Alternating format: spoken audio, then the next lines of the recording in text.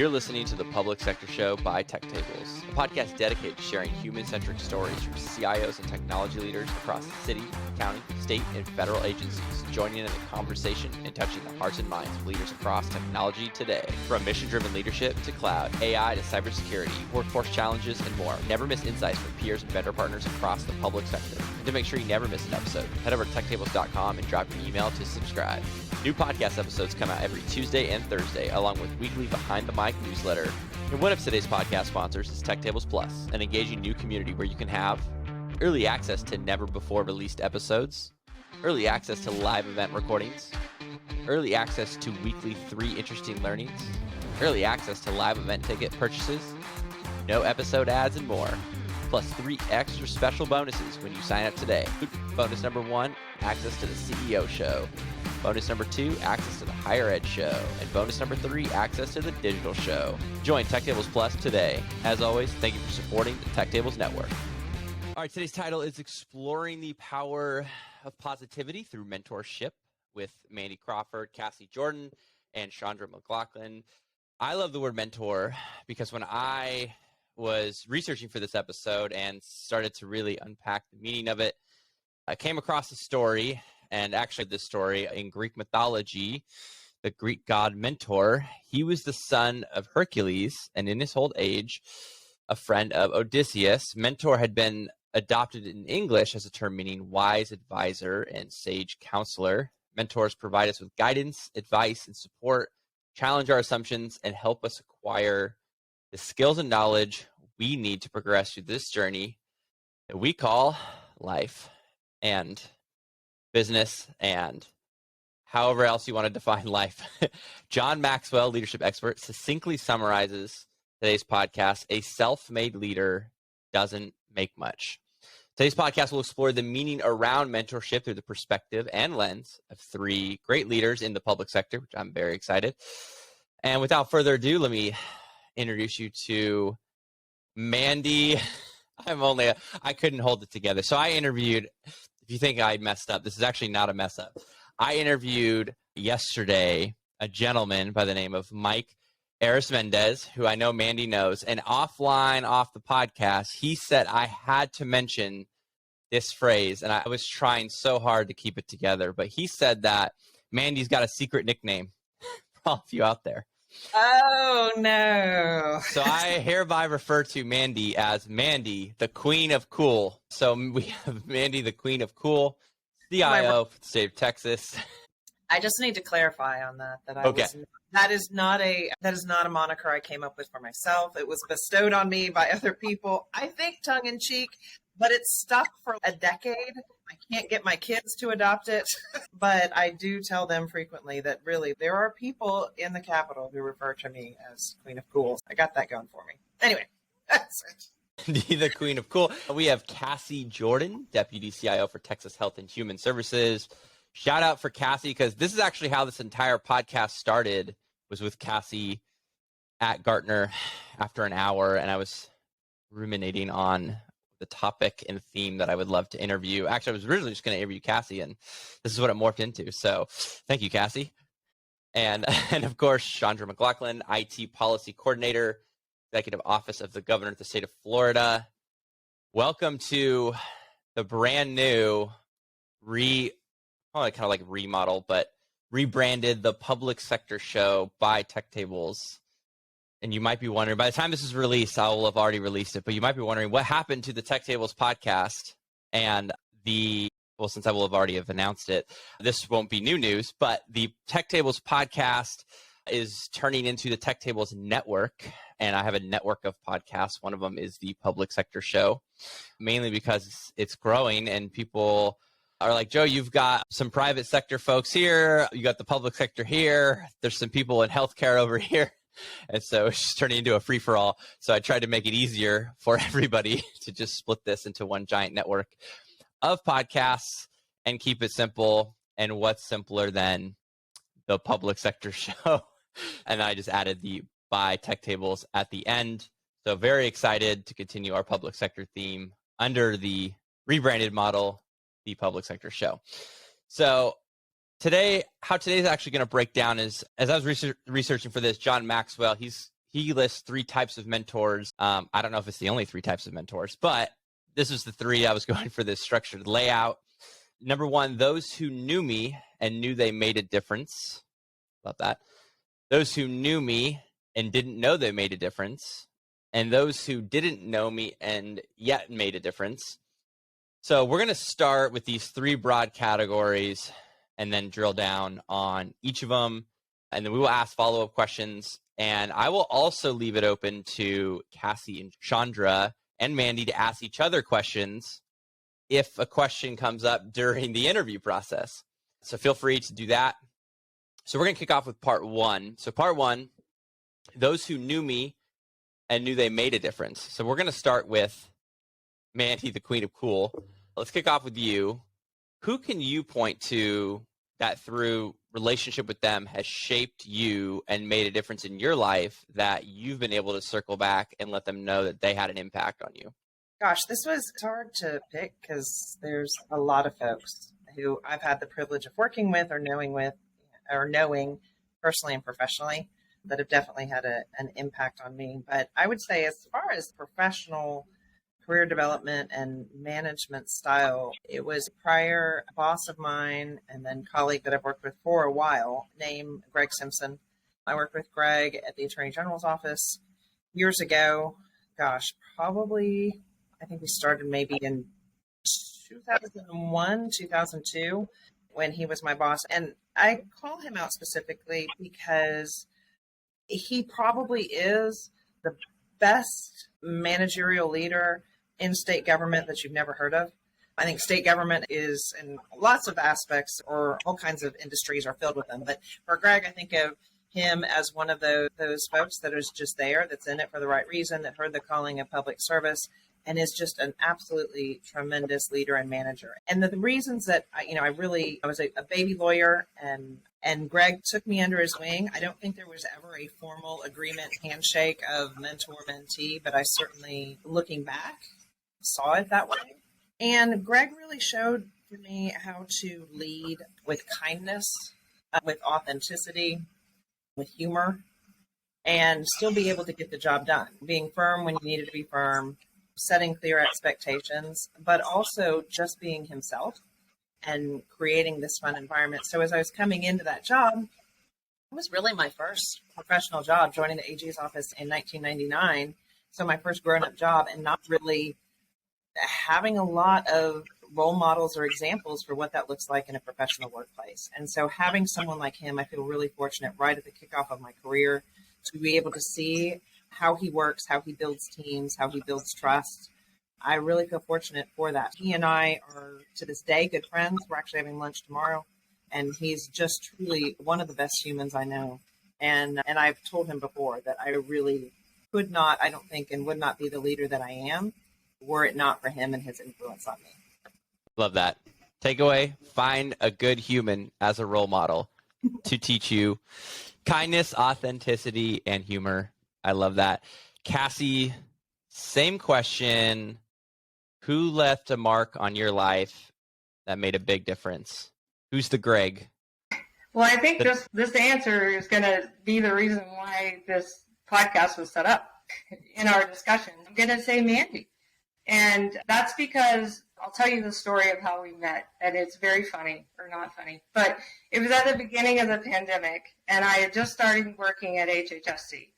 And we were at the emergency SOC in a hotel, and nobody knew me from Adam, right, because I was brand new. And we're working through a lab results issue, and I see Mandy there, and I was blown away that she was there for someone in that role to be down in the trenches, in the weeds, working through issues. Very personable. At one point, we were sitting on the floor together in a conference room, trying to brainstorm what the problems were and how we could fix them. So that kind of showed me the type of leader that I wanted to be, right? The approachability, the let's go do it type attitudes. That really inspired me. And then as it continued in my job and interactions with her, I kept seeing that, right? The positivity, the approachability, the support of everyone in IT, not just the people who work for her.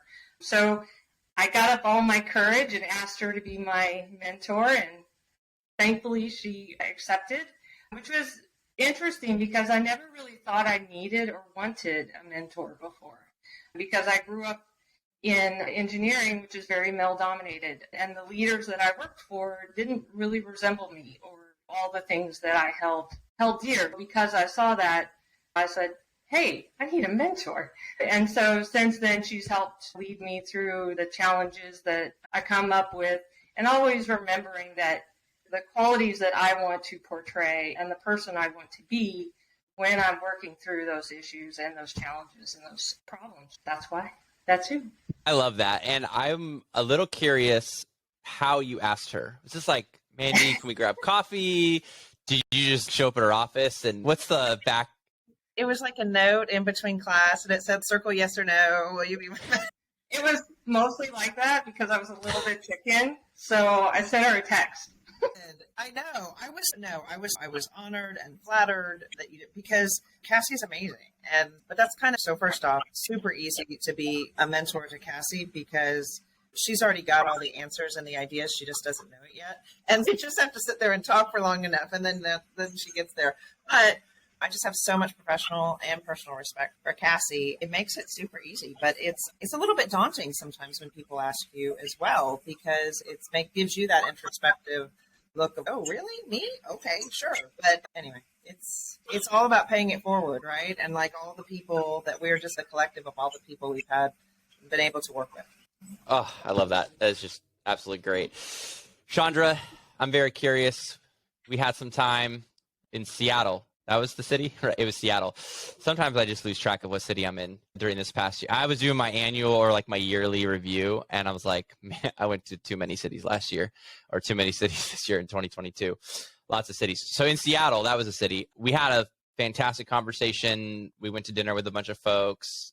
Felt like really got to know you a little bit better, which I absolutely loved. And so I thought I was connecting the pieces but for this podcast, and I was like, oh, I've got to get Shandra on too. So same question, who in your life knew you and knew they made a difference in your life? So Joe, having known me, gotten familiar with me, I think you know it's not one person, it's a team of people. So I'm going to pitch that team as quickly as possible. The first person was my first boss right out of high school. So Mandy talked about her first real job. So my first real job right out of high school was actually at the state attorney's office here in North Florida. And this gentleman saw my potential and took a chance on me right out of high school. I didn't know what it took to be a legal secretary, but he saw something in me and gave me a chance. And at the time I was ready. I was done with school. I didn't want to go to college. Just that doldrum of getting out of high school. Do I want to continue my education, or do I just want to move forward in life? And he sat me down and he said, Shandra, I will let you take 1 year off, but by the next fall, you will be attending Florida State University. I don't care if you don't know what you want your degree of study to be yet, but you are too smart. You have too much going for you. You've got your whole life ahead of you. You will not continue to work for me if you do not go to college. So he was a very strong advocate in terms of encouraging me to pursue my career and advancement. And we had reached a point in our relationship. I was there for 7.5 years, and it could have been easier for him to want me to stay. But about that time, my first CIO took notice of me and said, hey, you've got a career in IT, so let's go this direction. And that first mentor was going through some things in his personal life that the stability of us maintaining our professional relationship would have kept things on an even keel for him. But he put me above himself and his needs and encouraged me to go and write my own ticket. And I'll never forget that. He actually passed away a few years ago. That was really the first person on the team that helped create Shandra. The second is a former boss, and we are actually still very close friends to this day. We worked together in total for probably 16 years. And our first go around, she was my division director, and then she ended up retiring and coming back as my deputy chief of staff. And a very dear woman, first person to tell you I am not technical. If we didn't have to use computers, I would be very happy. But kind of came up in the professional world back in the day. Just learned how to check email, type some documents, and do those things, but definitely not a technical aficionado. But where she really made a difference for me is I would have to go to her and pitch ideas before they ran up the chain, or say, hey, we as an organization, we need to pursue this direction from a technological perspective. And she always listened to me. She sat at the table, looked me in the eyes, let me finish my thoughts. And then she would say, Shandra, I have no idea what you just said. She would say, well, let's take a beat, take a lap around the building and come back and let's have this conversation again. But I need you to talk to me on the level that I understand, or let's sleep on it and you figure out how you're going to pitch this to me in a way that makes sense. That's not technical. It's not zeros and ones. It's not switches. It's not hardware. It's not software. And more so than anything else, she really helped me develop my communication skills with non-technical people and executive level folks that is so important once you get to a certain point in your technology career. It's not about the technology. It's about the pitch. It's about the mission and the value that we're delivering and the service that we're delivering to the people that we serve. And some of the examples I came up with for her was trying to explain ETL, extracting, transforming, and loading, getting data out of one database to another. And I said, well, are you familiar with the Panama Canal? She said, yeah, of course. And I said, well, ETLs like that, these big cargo ships, they don't come zooming in out of the Pacific and hit the gas going through the Panama Canal through to the Gulf and the Atlantic. It's a process. They come in slowly and they queue up in the Panama Canal and they go through the locks. And so coming in through the Panama Canal is the extraction, and then going through the locks and the different levels of the canal, that's the transforming. And then when they get to the other side, to the Gulf and into the Atlantic, that's the loading. And just the look on her face, because she understood that, was so rewarding for me. Number one, that I was able to make that pitch to her and successfully, but she understood, even though she couldn't talk in technical terms, but she could relay that concept comfortably in other meetings. And then a current colleague that I work with, he saw my more. We met probably a year or so ago, and as luck would have it, I had been following him for years, and the universe decided to cross our paths, and he immediately saw my more and decided to invest in my development as a technician, as a business person, as an executive, and as a human being. And why this person is so important to me is that he pushes me so far outside of my safety zone. Some days you want to strangle that person, but you know that their heart is in the right place. And it's because they know you can do it. And so being able to push me beyond anything I ever thought possible, knowing that if you keep pushing, you're gonna keep rising.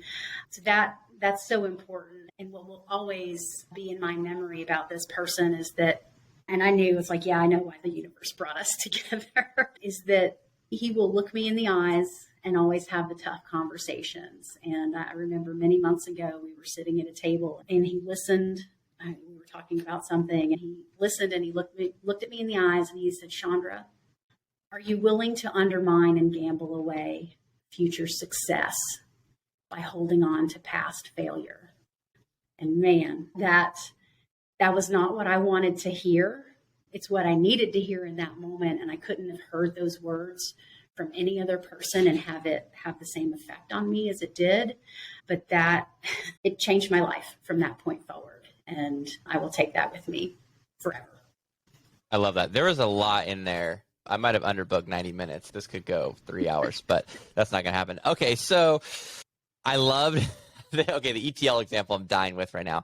That was really funny, only because I, once upon a time as a 21-year-old, sat in a property management software company called Yardi Systems and had the team lead explain a database and a web server to me after college, and I didn't go to school for that. So you can imagine the look on my face when SQL and ETL and all this other stuff. But I learned. It was great. But I wish they would have explained it like a Panama Canal. That would have been a lot easier. I would have understood that like that. Something that I loved, this little phrase, saw my more. I love that a lot. And which leads me to a question that I was thinking about when you were talking was, how do you see the potential in the younger generation today? And I'll direct that to Cassie first, and then I would love to hear from the rest of you.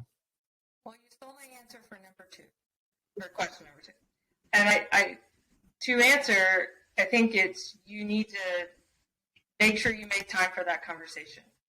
Because if you're not listening, if you're not aware, if you're not asking the questions, if you're not engaging, not only younger people, but people of different backgrounds, people with different opinions, people with different views that might be way different than yours. If you don't flex that muscle to continually question what your thoughts are and your ideals and what you think is true, then it won't be anymore. You'll become stale, right? And you lose, more importantly, usually lose the opportunity to learn from others.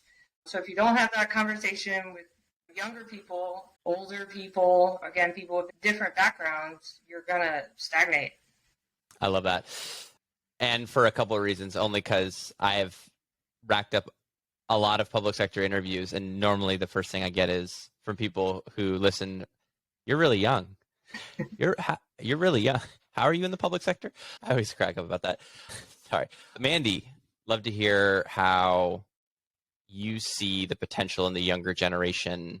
I know Cassie is looking up to you, dropping little heart notes, but yeah, just in general, I think just broad, love to hear your insight.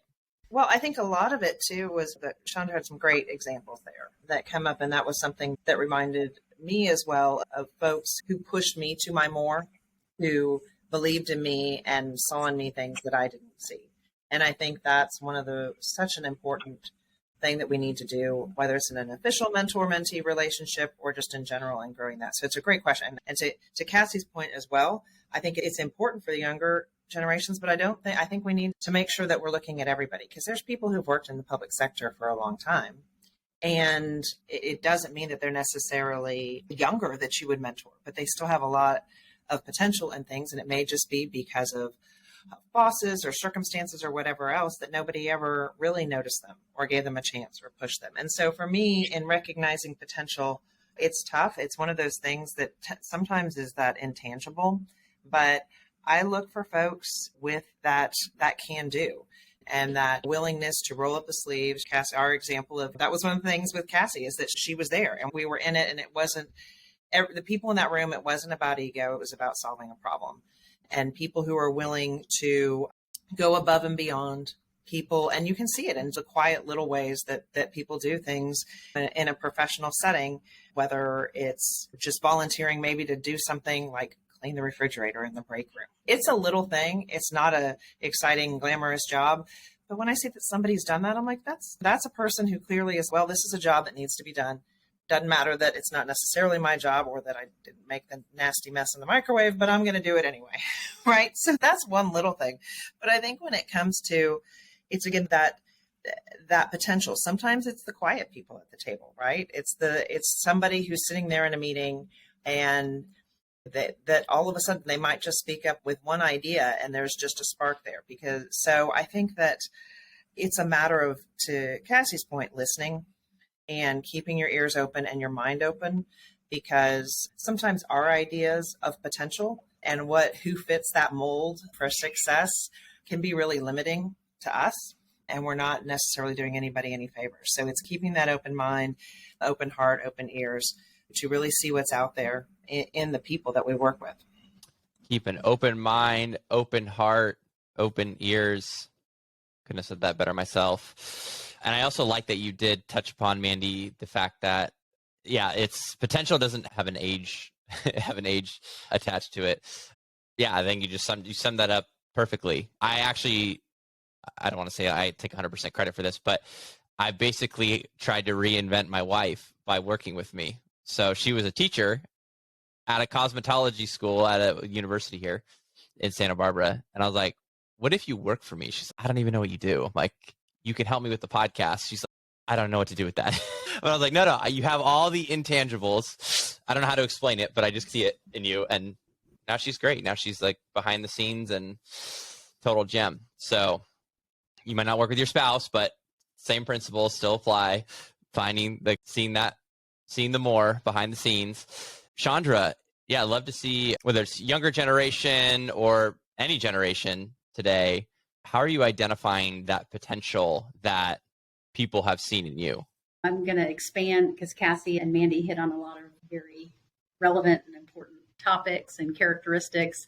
I'm going to say a person's commitment to team. Is this person, are they solely focused on themselves and their own agenda and their own advancement? It's okay to be ambitious and have goals and want success for yourself. I think what makes a more valuable person within an organization is framing all of that within the success of the organization, because when we're all successful, each person is successful. Commitment to team, and then beyond that, commitment to the mission and the success of the mission within the organization. And being able, and there are questions, and I don't want to give too much away because it's part of my part 2 answer, but being able to ask in a way, in a zigzag format to get to those types of answers and push people to reveal things about themselves and their motivations that help us hone in on commitment to team and commitment to mission. Okay, I love this topic. And you think there's a part 2, but I throw audibles all the time. So who knows, part 2 might get scratched. This is the new part 2. Okay, so I want to unpack this because the commitment to the team cannot be understated. I preach this all day to 16-year-old boys, 17-year-old boys on the basketball court.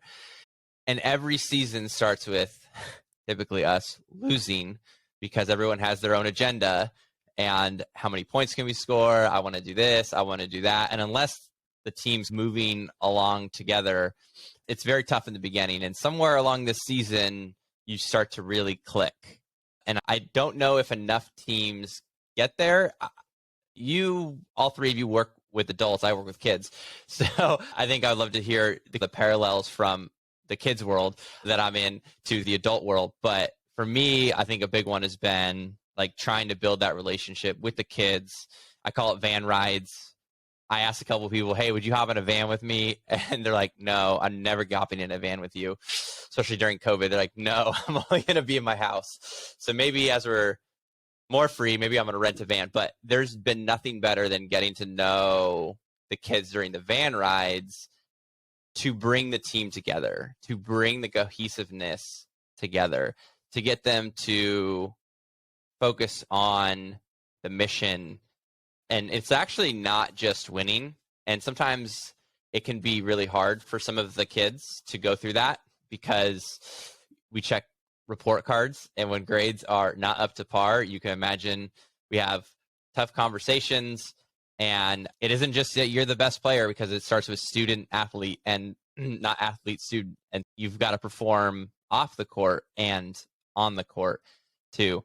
So I would just love to hear, I think from a relationship building perspective, I have van rides. I don't know if you take van rides, but I am sure there is some real Cassie, no van rides.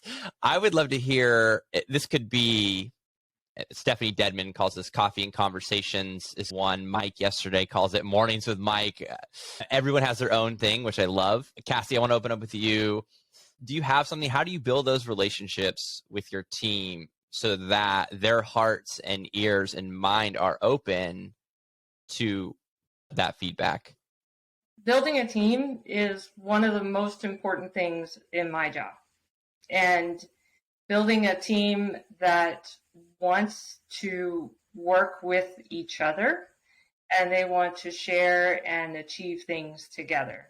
And to me, the number one way you do that is you let them know you have their back. You let them know that they can take risks. They can try something they're not 100% sure about. They can give me ideas and I'll bounce them back and I won't judge them for their ideas.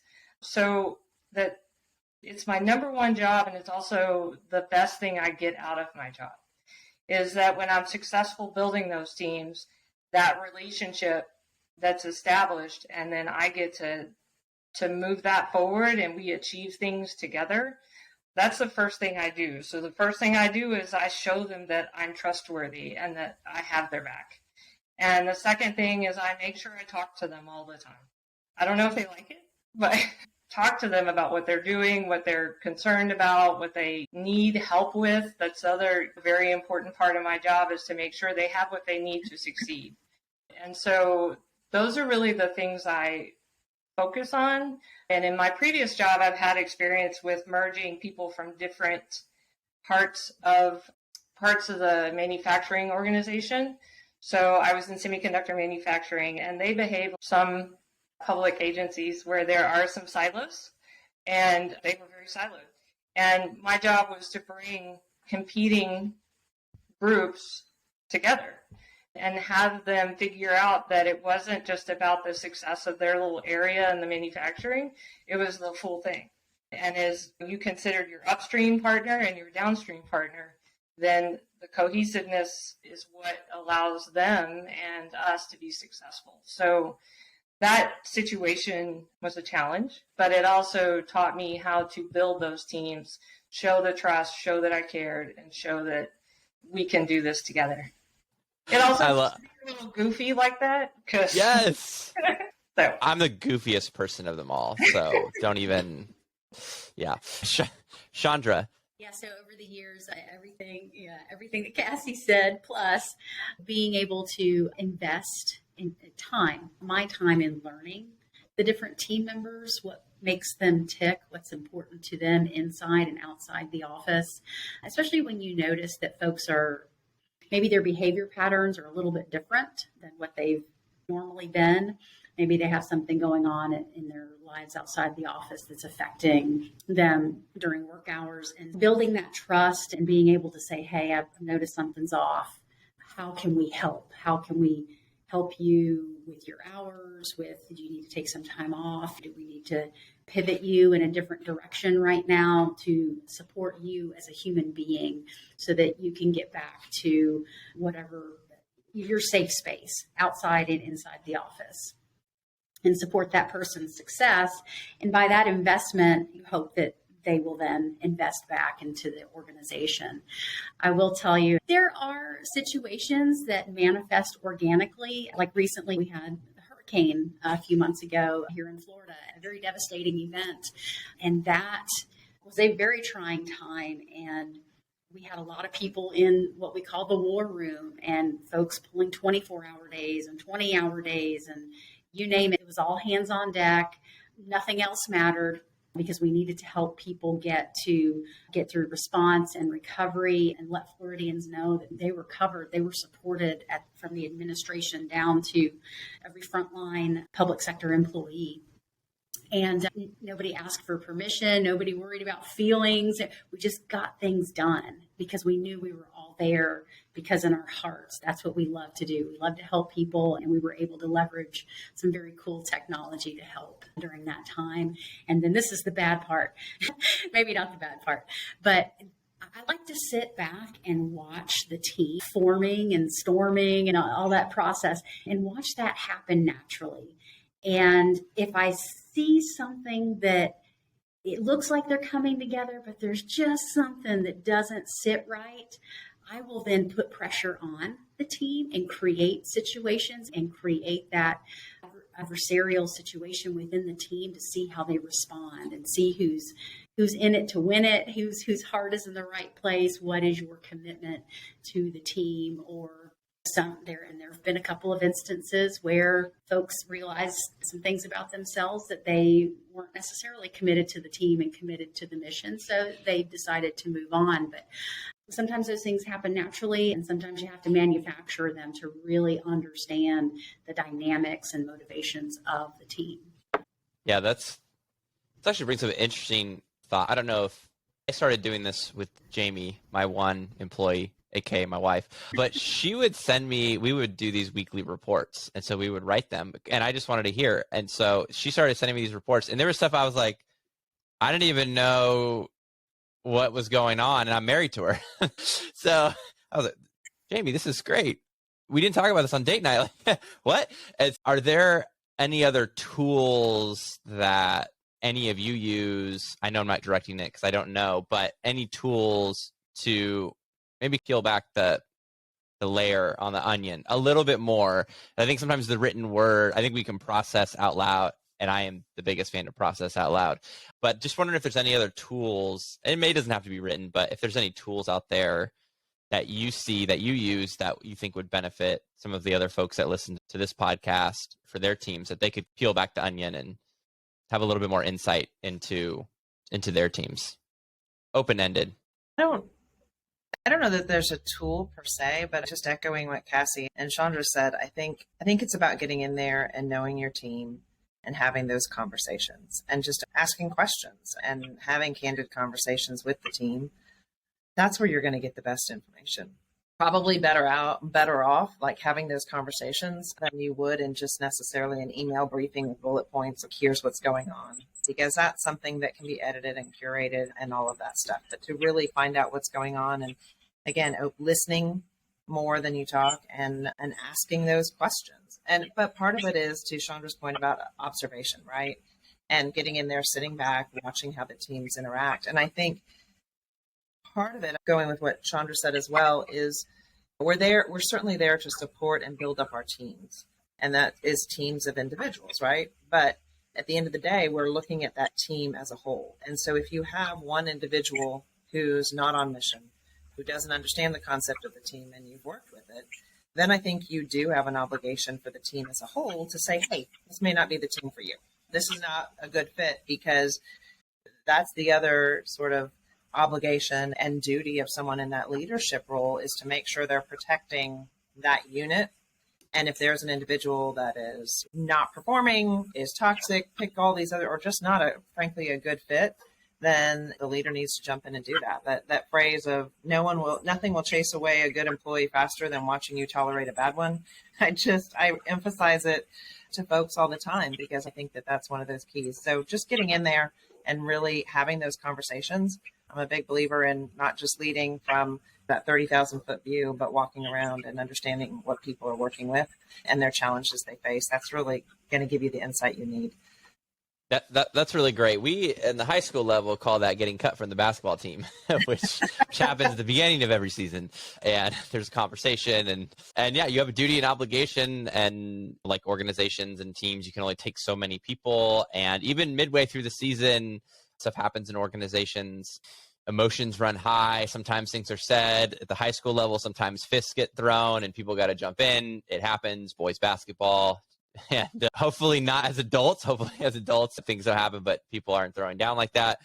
But there is something I was curious about. Do any of you take those conversations out of the office, say for coffee, or I'm curious, like what's the kind of inside scoop of I'm investing in this person, but we're not going to do it in my office. We're going to go to, I'm just riffing right now, Austin Roasting Company, right? If you're in Texas.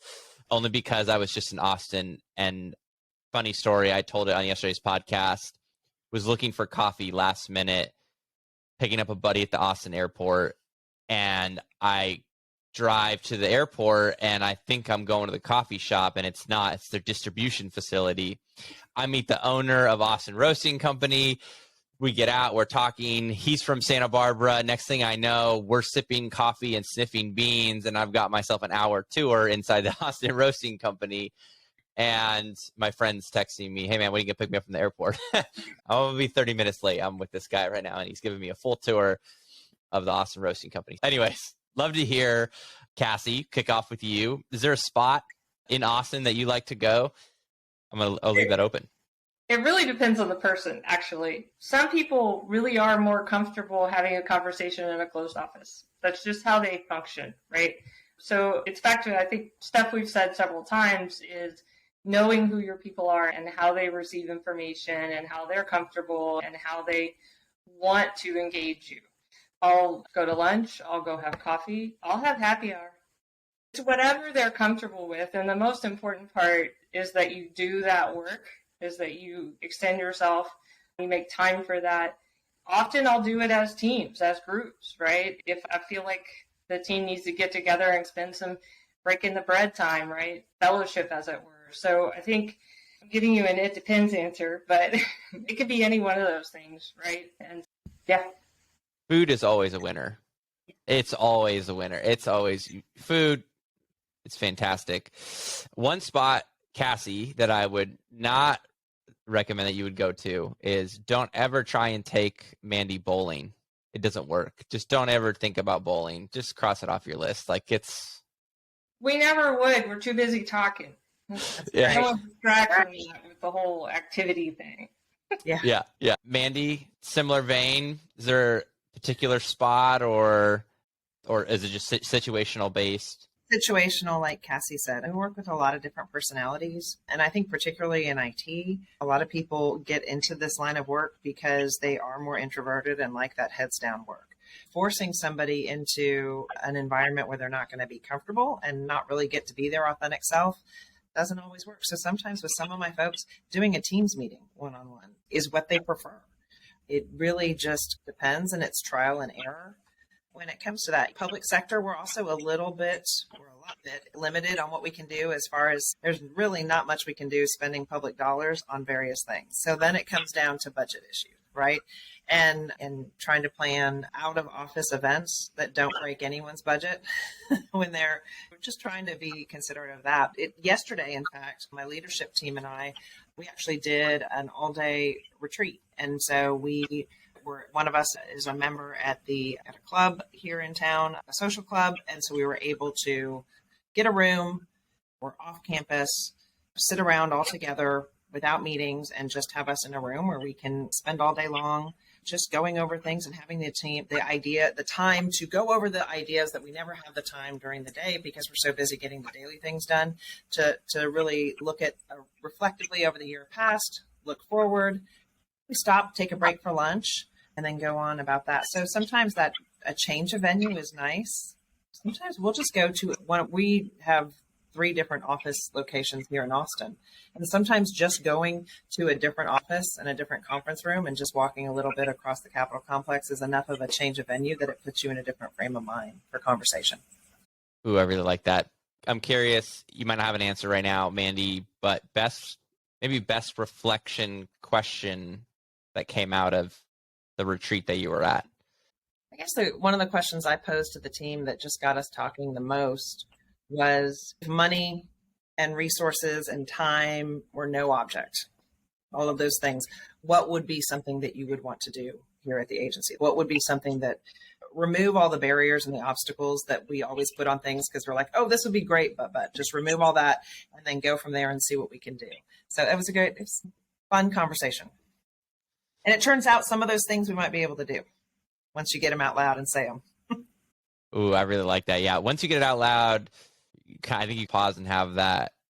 Well, I think we maybe actually could pull that off. Or someone has a club, for example, where you're like, this is great. Someone's a member and now we get to go. And now you're just posing who else is a member of what? Everyone lay their cards on the table. Where else? Who has a member at? Yeah, that's a fantastic question. It really breaks the mindset. And yeah, I see with kids too, especially when we come into the games where the opponent is perceived to going to just destroy us.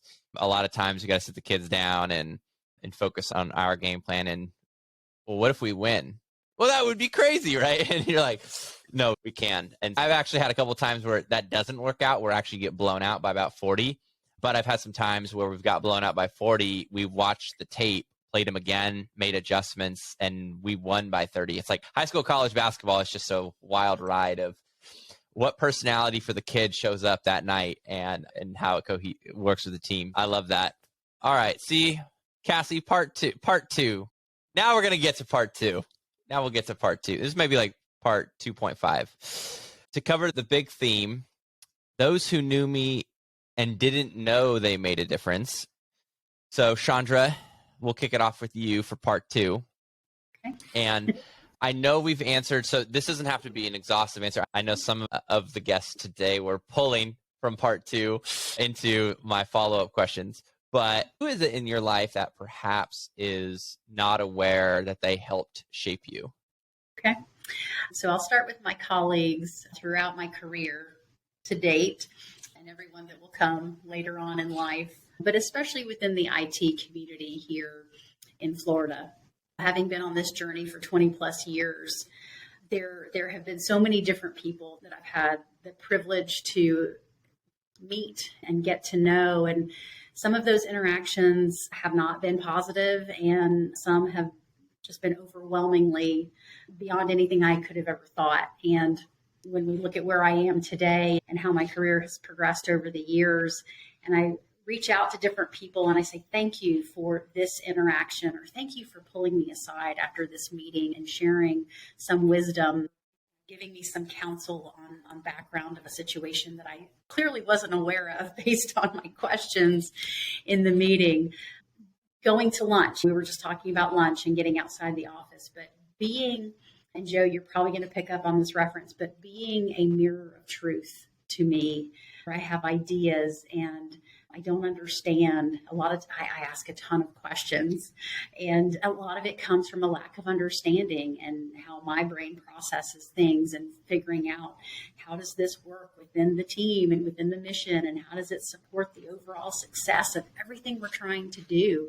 And folks have come up and said, well, the way you ask questions and you have such a non-adversarial approach to how you interact with people. And I say, yeah, because I've learned that from you all. And so when I turn it, I say, thank you. It's because of you and the contributions that you made in my life, and how you have treated me have helped me develop not only as a professional, but as a human being, and how I interact in everyday life. Say my colleagues as a whole, and having had these wonderful opportunities to advance over the course of my career, it puts me in a greater position to give back. And that's one of, I love technology and what it can do for people, but really at this point, it is about giving back to everyone that has given something to me, and everyone coming behind us as technology professionals, and helping them grow and feel supported in their journey as well. And then my second is you, Joe. Me? You. No. Yes, your spirit and your energy and your interest and your love of human beings encourages me to want to understand more with every person I encounter in my life. When I meet people, I kid you not, when I meet people, I think, what kind of questions would Joe ask you? Not as good as Shandra. If you meet with her one-on-one, she asks way better questions than me. Way better questions. I really do. Ever since the universe brought us to Seattle together, you're such a cool human being, and I take you with me everywhere I go. Yeah, and everybody I interact with. Then that is the mission. I love that a lot. Another podcast, another lifetime when I get interviewed, but yes. Very similar, all the same thing. I have a crew of people who have invested in me, who have taken time to talk to me. Even Mandy we met one-on-one one time, and I tell you, Mandy she just lives up to the persona that you would see outside. Even at one of I threw a live event in Raleigh, and Jamie, my wife, couldn't come. She was having back surgery, and trying to do this by myself was a total train wreck. And Mandy was helping cut the barbecue. Her friend was helping cut the barbecue. She was helping to clean up. We were talking about the refrigerator, like the microwave. Yeah, there's just a number of leaders. And I think more and more, I think one of the things that draws me most to what I love in the public sector are folks like you three, where there's really a caring heart and attitude and willing to be open. The more that I do this, it's not always that way. And it hurts me. At first, I think I was like, this is really hurtful. Why is this happening? But not everyone is this. And so I think I'm more and more, I drove from Santa Barbara to Austin, and I stopped in a few cities along the way. Goodyear, one of them. And I've been becoming good friends with Justin Fair, who's the CIO there. And we closed down a PF Chang's. And we were talking till 12:30 at night in the parking lot. And it was just like really great to hear, hey, you know what? Keep spreading the positivity. And I think that's the other word I think comes to is like life, because I just think that's just, I don't know, there's the culture, the news, there's so much negativity. Everything is always so negative. And then it's like, how can we be the light in today? And so it starts at home, starts in the workplace, and thank the three of you and Shandra. It just happens through conversations, and I love it. All right. enough about me. Let's go with Miss Mandy. Sorry, I was going to go back to I was going to drop the queen part, but I'm trying really hard today. I promise you to not. Who in your life knew you and didn't know that they made a difference? I struggled thinking on this one a little bit, because I tend to think that I don't tend to keep things quiet, and I think that, I don't know, people might know, but you never know about that. So I guess I was going to take a different twist to this. So I think that the thing that is important for us to be aware of, because we're all having an impact on somebody, whether we know it or not, and it's for better, hopefully, but sometimes for worse. And so what kept coming back to me on this was that I worked with for quite a long time over my career. And I think this person's value to me, when I look at developing who I became, both personally and professionally, was actually that I did not want to be like that person, right? That it was somebody who had so much negativity and was really just embodied all the things that I did not want to be. Even though probably starting my career, I wasn't sure about that. And I thought, well, maybe that's it. And then the more you're around it. So sometimes, and I think that for me personally, although it took years and a bit of time to turn those lessons into something as a positive, where I'm determined like that I'm not going to be that. I will not repeat those mistakes. That's not the kind of leader I want to be. But I think it's important for us to remember as leaders that our actions do have consequences, and they impact other people, whether we know it or not. And going back to you and to what you and Shandra are saying about being the light and being the positivity. And we just need to make sure that, I think there's, again, it goes back to the gift, the privilege, but also the burden of being in leadership, is that people do look up to you one way or another. And you want to make sure that the actions that you have and the interactions with people are good and are positive, because we can be causing damage out there that we just don't even know about, because if we aren't paying attention. So the other thing I was going to say, this is interesting because I am a bit of a nerd when it comes to ancient history and mythology and things like that. So going back to your opener, Joe, about the origin of the word mentor. So mentor was actually there by, I think, put there by Odysseus, or put in there while he was gone, to mentor his son Telemachus. But the problem is that mentor actually was not a great mentor. And so he stepped in, the goddess Athena, the goddess of war, the goddess of wisdom, saw that mentor was actually not doing a great job. And so she stepped in, and she shapeshifted into mentor's form to actually mentor in an appropriate way Telemachus, who then ended up defeating all his dad's suitors and defending his mother, and his dad comes back and blah, blah, blah. Anyway, all of that. But I thought that's an interesting thing about all of this, and that ties back into being the awareness, and that sometimes somebody else has to step in and change things and correct the mistakes. I think it's cool that it was a woman too, but that's a side note.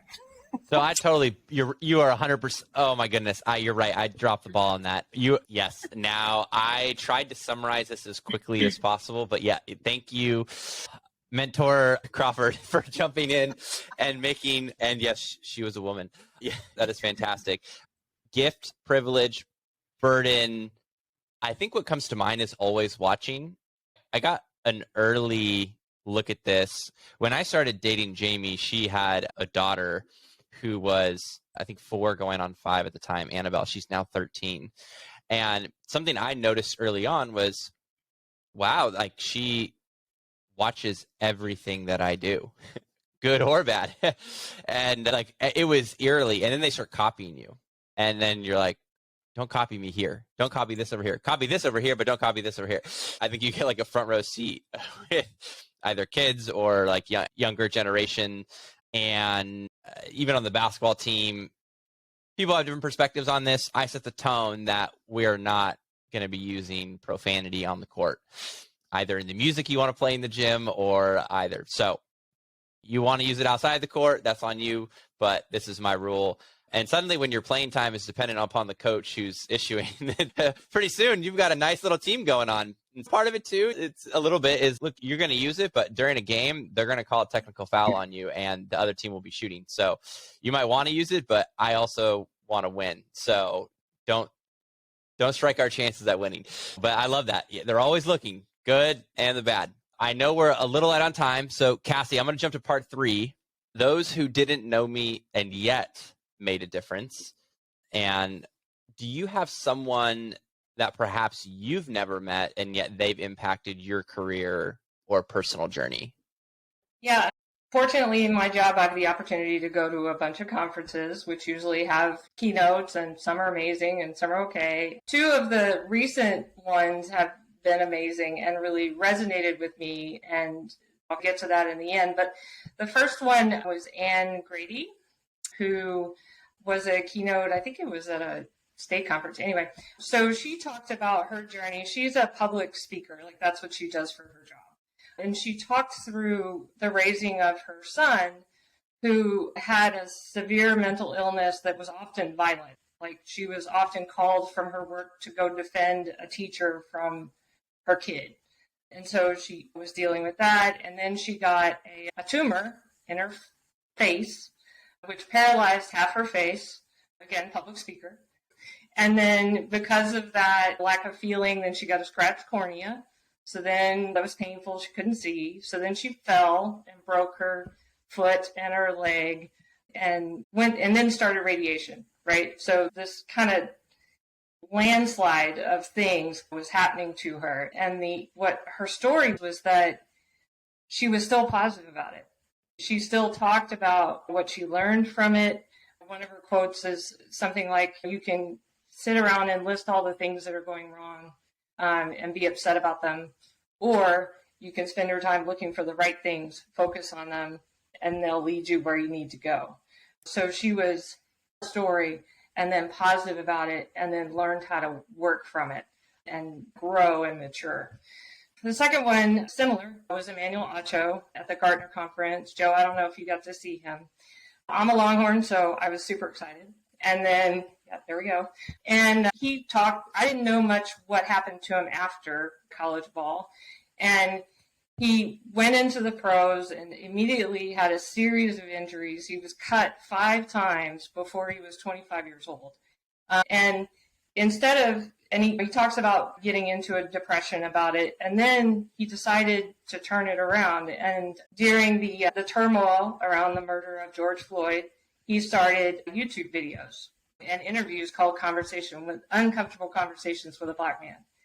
And he then won Emmys for that, and then moved it into a book career, and then moved through that. So both of these were really resonated to me because it's about, you have all this terrible stuff happening to you, you didn't deserve it, and you didn't focus on it being a failure or your failure. You focused on it being something you needed to learn from, and an indication that you pivot and then you try again.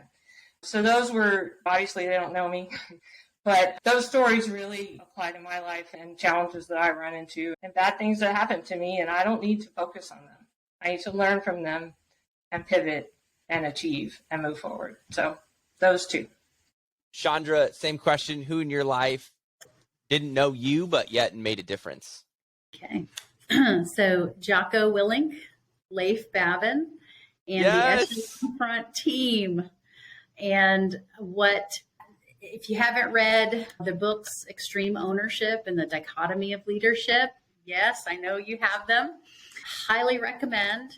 And discipline equals freedom. Discipline equals freedom. So a funny story, over the Thanksgiving break, they were running a Black Friday special or something on their online leadership academy. So I signed up for that. So that's what I will be doing over the Christmas and New Year's break. But what really resonated for me with that team is, of course, people who choose to serve, bless them. That's a really hard choice for people to make.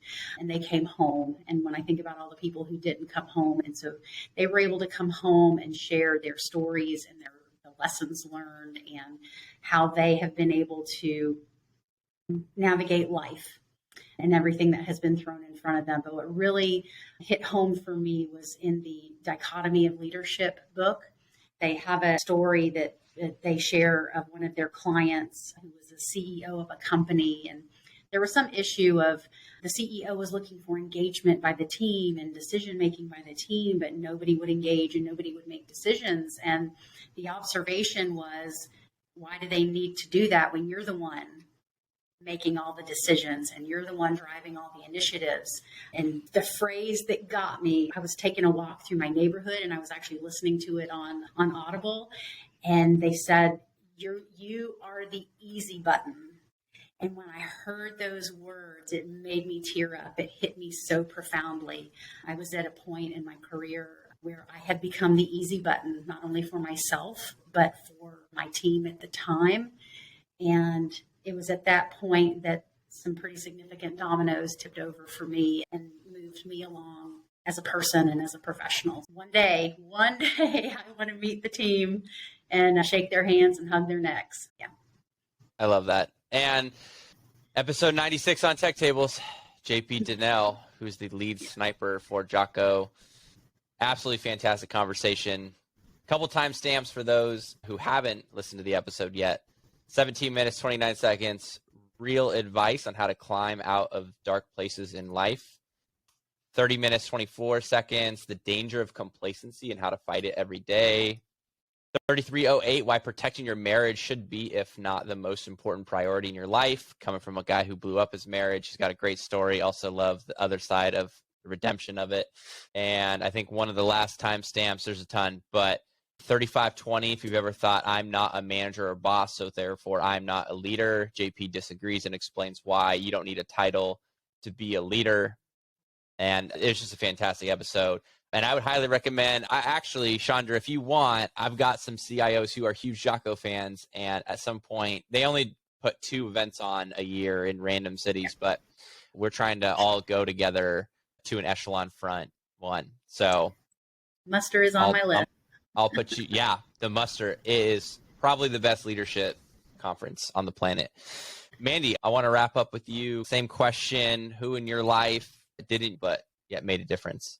Well, this is a little bit of a play on what Shandra mentioned for number 2. But for me, I'm always inspired by people who are called to public service and who are dedicated to that. And I grew up a Marine brat. My dad, 30 years in the Marine Corps, born on a Marine base, raised on those. So right there, people did my whole life by not only the men and women in the Marine Corps and the other branches of the armed services, but their families who answer the call at great personal sacrifice, sometimes the ultimate sacrifice, but do it because of a belief in mission and a call, purpose greater than yourself. That was the foundation, I think, for me, and really shaped who I am. And then coming into public sector, working for state government, and countless men and women who don't know me, and I don't know their names. They're out there every day serving 30 million Texans and trying to make a change for the better. And they work very hard for low pay, zero glory, often vilified. The perception of public sector workers is not always terrific, but we know the work that they do. And when I see the differences that they make, whether we have our share of natural disasters, certainly Florida, the things that you all did recently to help the Floridians recover and come back. I think about working with Cassie and all the other people in our state operations center throughout the pandemic, which just kept going. And so did we. And so did the people working all the time. And then just the everyday things, whether it's a child support division at their Attorney General's office collecting money for the children in Texas who need that support, whether it's through foster care placements or connecting people with services, public safety officers, all of it. Anyway, it inspires me every day. And even on those days when our job is tough and difficult and sometimes just ridiculous for some of the things that we have to do, they make it all worthwhile and inspire me to want to keep coming back and keep doing it day after day. Oh, I love this topic so much. Okay. You probably hear, Joe, do you love everything? No, I just love really positive things. But the reason why I love how you ended that, Mandy, and I'm actually going to get to JR's question in a second, but one of the things I've been ruminating on is I wanted to write, I'm going to throw it on the website, it's like the mission of TechTables, which you might be thinking is weird, but I really wanted to lay this out, I think in written form, just because it helps me my mind races. I got so many ideas in my head, but I love going on walks and thinking about really the purpose, the ethos of why you do what you do. And I've got random notes and note apps and things like that of ideas and how I think about it, how I want it to be. But I'm very excited to pull. I think this conversation will be really great because I'm even going to listen back and on a walk, and because I live in Santa Barbara and it's not 30 degrees in Texas or however cold it is right now, or in Florida,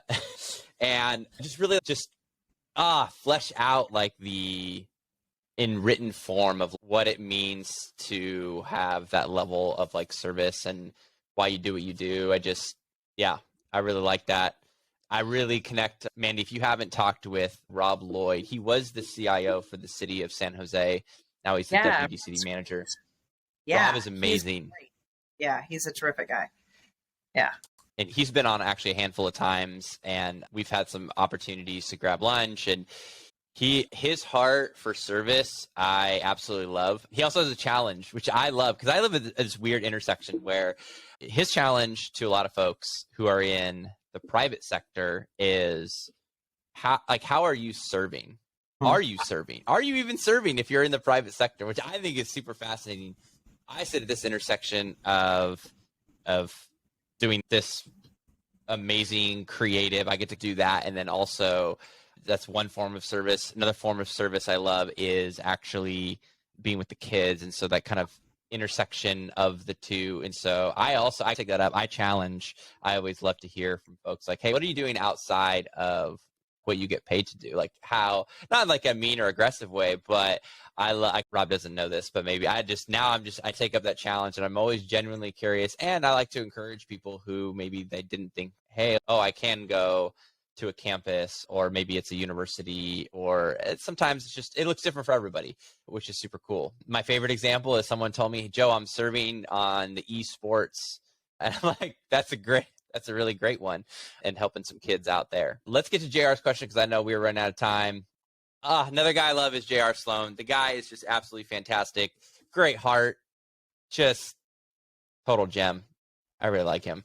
JR said, when you think about the most impactful mentorships you've been involved with, what do you think made them so well? And if you've had less than a stellar mentoring experience, what didn't work? Cassie, close us out. Like I was talking about earlier, so I never really thought I needed a mentor to start out with. And part of that is probably a little bit of hubris on my part. But also, it was just let me back up. So I was in a leadership conference, and I was asked a question, and I was preparing for it. And the question was, what is advice? What is the best advice you have been given in the past? And I asked Mandy, hey, what's my advice? And she said, and it was over text, so it was real quick. She just said, be yourself. And then I thought about that. And then I thought about, well, yeah, be yourself. But then I spent some time on it, and I was like thinking about back in my engineering days when I was in that male-dominated organization, and I emulated what I saw in my leaders because they were successful, and so I tried to behave like that. And it didn't work. It made me uncomfortable. It made me unhappy. It was super negative, and this just wasn't me. And so as I thought about it, I thought, well, to be myself, I need to be positive. I need to be a little goofy. I need to be helpful and nice and all those things, foster relationships, the softer side of things. And I say at work all the time, the easy part is the technology. The hard part are dealing with people and their needs and what they want and trying to find a middle ground and all that stuff. I think when I accepted that that's what I needed to do, then I see the value of mentorship. Then I see you find someone who reflects what you want to look like and can mirror that back to you. And so that's the benefit. And where I got to needing a mentor and then going through the journey and pinging those ideas and receiving advice and asking questions, it's a little vulnerable, right? To ask questions and acknowledge that you're having a problem. But it's also a way you grow. So that is what I'm getting out of the mentorship and why it's been successful for me. That's great. Chandra? Yep. So which part am I answering? You answer the good, bad, or ugly. No, Good, bad, or ugly. So I'll answer the bad. So it's been an interesting journey for sure, and navigating the dynamics of personalities and people. And Cassie really hit it on the head. The tech is the easy part. It's the people that really present opportunities and constructive challenges for not only individual growth, but team growth. And I'll say that I've had some interactions over the years that really were hard, that left me feeling as less than who I am. And someone, very dear friend, said, but Shandra, who has control over how you feel? Me. Okay. So when you have those difficult interactions and experiences, yes, they shape you, but you control how they shape you. And so whenever I've encountered that, whether it's in good, bad, or indifferent, we all as individuals know what's in our hearts and in our minds. And I know I get out of bed every day. My family, they are my driving force in everything. They are my human credentials. And next is my career and my love of technology and what I know technology can do for people. And so my guiding principle and all that, regardless of whatever kind of day that I'm having, is at the end of every end point is a human being. And beyond that human being is someone who loves and cares about that human being. So we are all connected, either physically, virtually. It's the humanity of it all. Yes, we are in tech for whatever reason we chose that career path, but it's the humanity of it all that drives, I think, a lot of what we do. And we're not necessarily the type of people who go out on the front lines and serve as child protective workers or maybe law enforcement, first responders, those folks that are out boots on the ground in the community. But we know and we see the value of technology and how it can help the communities around us. Mandy, finish us up. Wrap us up. For All JR. right. For JR. For JR. One of the greats. So I think that, again, this is going to piggyback on what Shandra and Cassie laid down there, is I think it's all honesty has to be the foundation, because honesty is the foundation for trust. It's a big thing for me. It's whether it's how you build trust with your teams, is say what you mean what you say, and then act on it and be honest and forthright. And there's nothing that will erode trust faster than that dishonesty. So I think coming into a mentor relationship is having both folks coming into it honestly about what it is that they're seeking to gain from the relationship. I think that somebody coming into a mentor relationship with the hope of a specific career advancement, a specific position in mind, something to that effect, it's not going to work out. But if we're talking about professional development and growth and true learning, as opposed to something that's self-serving. And it goes both ways. If the mentor is feeling somehow that it's a feather in the cap, or they're collecting mentees so that they can go around and also using it to their advantage as well, that's not going to be helpful. So having those honest conversations and both going into it truly, because the way I see it in the relationship, I learn too.